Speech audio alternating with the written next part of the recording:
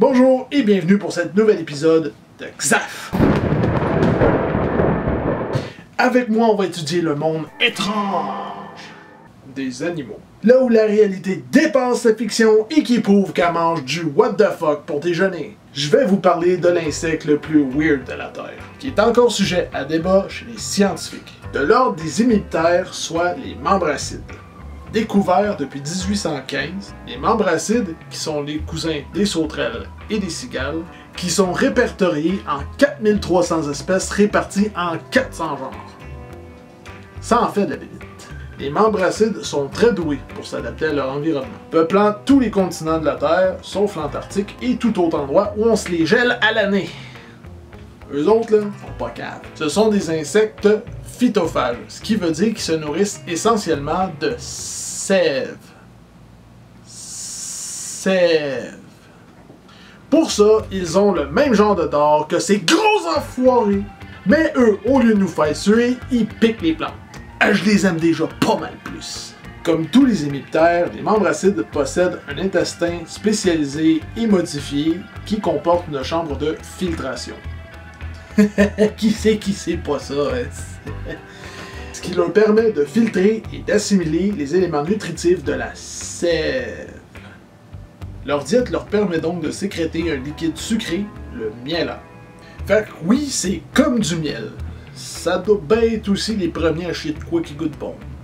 Ce qui intéresse grandement les insectes sociaux, comme les fourmis, les guêpes, les abeilles et toute autre bestiole friande sucré. Et de ça, il y a une chose extraordinaire.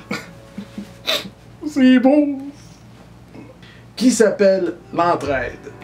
Chose que l'humain oublie de plus en plus avec le temps. Et oui, les membracides leur donnent volontairement leur marde et en retour, les fourmis, comme les abeilles, les protègent. C'est quasiment un deal politique, tu sais, les politiciens nous donnent la marde, nous autres on les paye. Ça ressemble à ça un peu. Les considérant comme une source nutritive importante pour leur propre larve. Les fourmis et leur savoir-faire légendaire iront jusqu'à fabriquer des abris pour les membracides et iront même jusqu'à élever leurs larves. C'est fort. Chose très importante pour les jeunes qui sont complètement inoffensifs. Mais en supposant que ça suffise pas, il leur reste leur botte secrète. Comme les criquets ou les puces, ils peuvent faire des bonds prodigieux à une vitesse inouïe, puis décamper en 2 millièmes de seconde. Puis ce sont aussi de bons parents. Même avec de l'aide, ils continueront à protéger leurs petits et à les élever jusqu'à l'âge adulte. Comportement assez rare chez les insectes. Les membracides sont dits hémimétaboles, porométaboles. Puis comme je sais que vous savez tout ce que ça veut dire, je vais vous l'expliquer. C'est-à-dire que la larve va progressivement devenir comme l'adulte, mue après mue. Puis qu'elle va grandir dans le même environnement que l'adulte, au lieu de passer par un cycle de métamorphose comme les papillons puis les mouches. Ce que vous attendez tous, la question de putain de bordel de pourquoi que ça ressemble à n'importe quoi! Merde!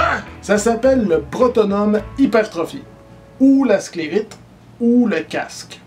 Bref, appelez ça comme vous voulez, mais ça sert basiquement à, je sais pas. En fait, il n'y a pas vraiment personne qui sait à quoi ça sert. Certains croient que le casque sert de communication et de détection, pouvant possiblement détecter ses prédateurs via les vibrations qu'il émet sur la plante et de communiquer avec ses congénères. On sait aussi que le casque est vide et pourrait possiblement donc servir de caisse de résonance.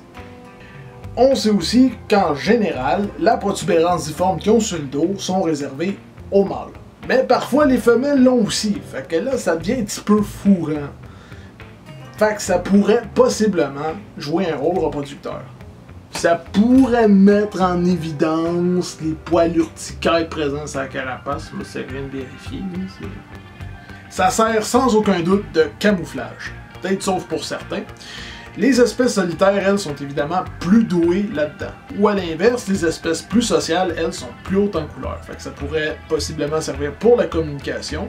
Puis aussi pour une hypothèse que j'aime bien gros, où c'est qu'ils tenteraient de faire à croire qu'ils sont toxiques via leur couleur vive, comme les grenouilles d'entrebâte.